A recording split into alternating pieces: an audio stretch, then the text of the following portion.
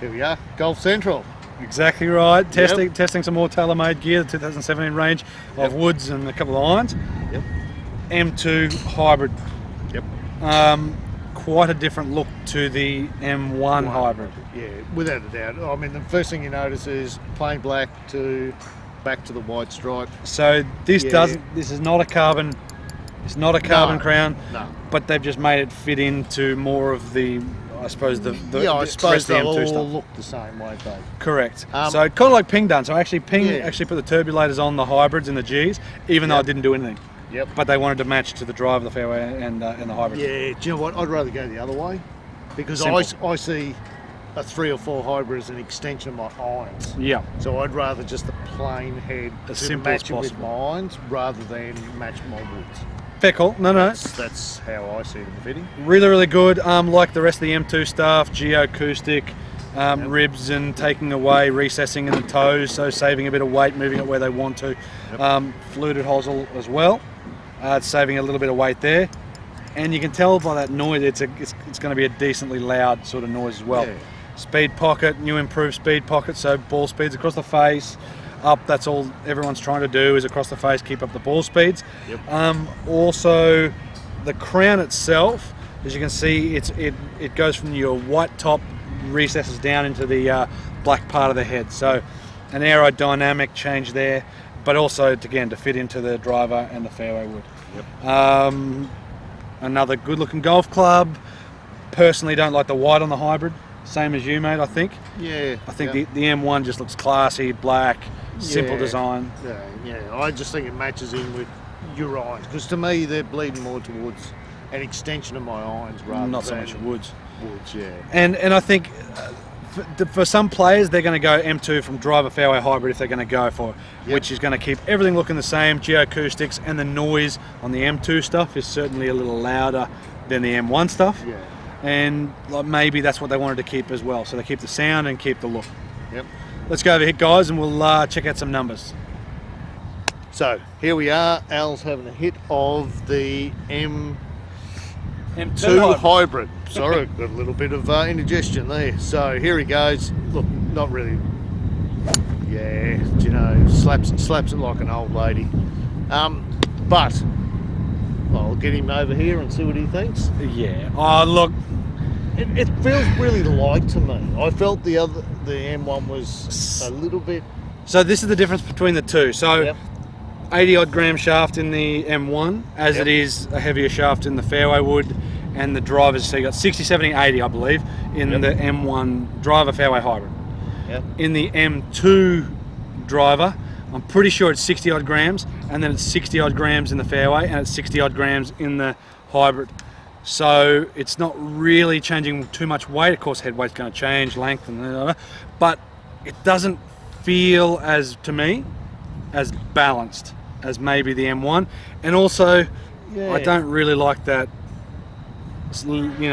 white to black on the hybrid as much as what just a black head is. And that's what I'm saying. I didn't mind that on the 1 wood and the 3 wood. On the hybrid, no, I prefer the plain black. I just felt that. Again, you can see how recessed that is as well. You'll even see that in a close-up.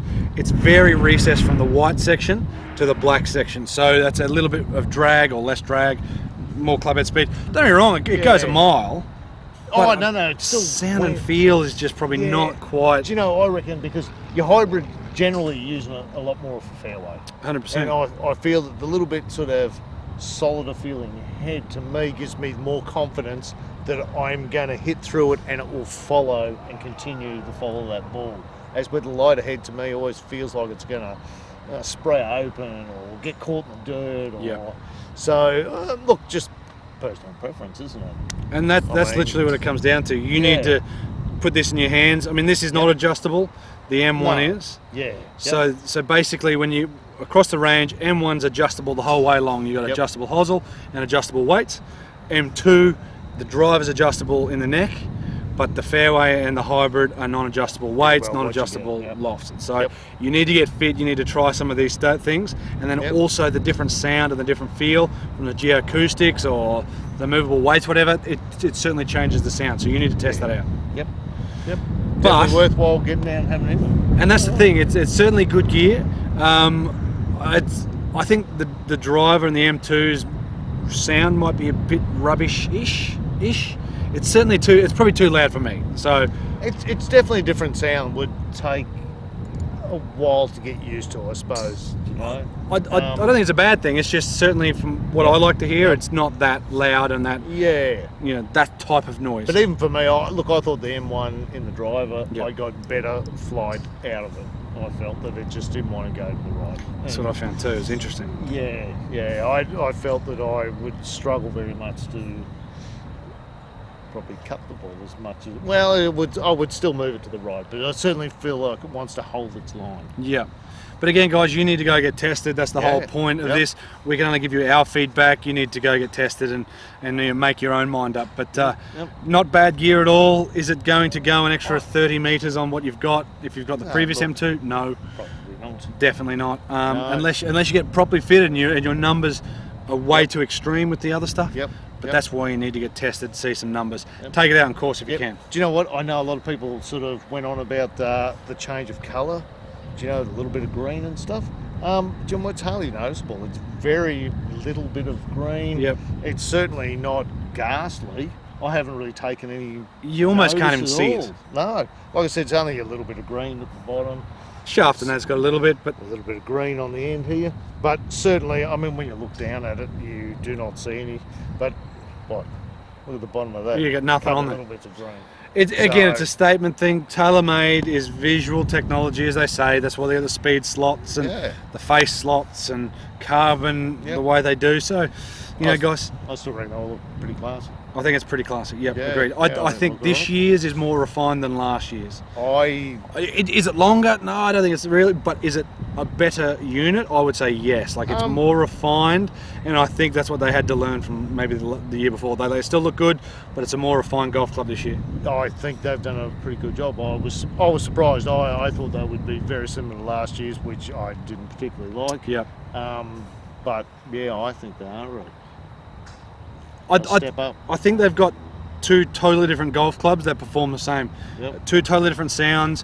They look very similar until you get down to the hybrids and all that. Yep. But they're certainly two different sets of golf clubs for a couple of different types of players. It's interesting, isn't it? Because a lot of stuff you come across, you go, yeah, well, it's pretty much the same as last year. The two things that have surprised me, right, was the new Richardson driver, far better than last year's. Last year's was awful, right? Just not as good. Well, it wasn't great, but it was. Yep, and the M1. I think this will be next year's model. Yeah, 2017.